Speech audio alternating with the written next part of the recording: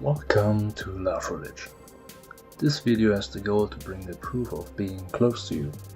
The essential question herein is, how did existence begin? Short words short, let's start with definitions. First, we have the definition of yeah, which shall result in a y, which is a subset of all for a given x. Hereby I depict the fact written yeah for the amount all itself. Next we have love or connection, which consists of two variables x and y and states that at least one implies the other. As third definition I introduce decision. Based on two variables one can decide for exactly one of both, since x must be unequal to y. And as fourth definition I offer nothing. Nothing is the opposite of love, which results in the formula that neither x nor y imply the other.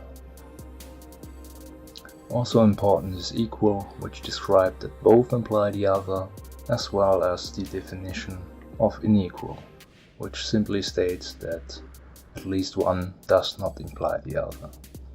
With these basic definitions I want to build the proof of being. Next I want to introduce some basic laws. Implication law is the first one. It should look familiar as it simply states that x implies y. Herein we have three cases where x implies y gets true plus one where it gets false. Next we have love law, which simply states x implies x.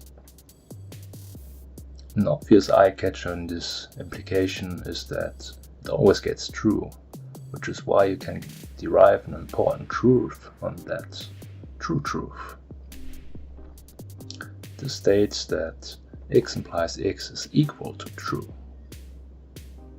On top of that we have nothing law.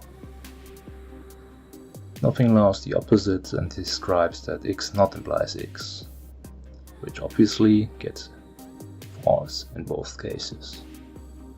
From this we can derive the opposite of true truth, which is false truth.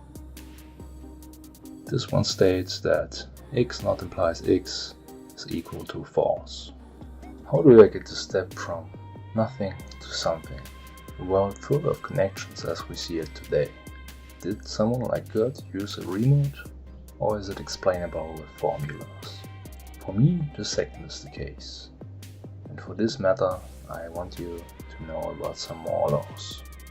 Here we have contradiction law, which was a crucial element in this proof as it states that false implies that false is unequal to false is true. Then there's inequality law, which seems to behave like you could want it. It states that true not implies that true is unequal to true.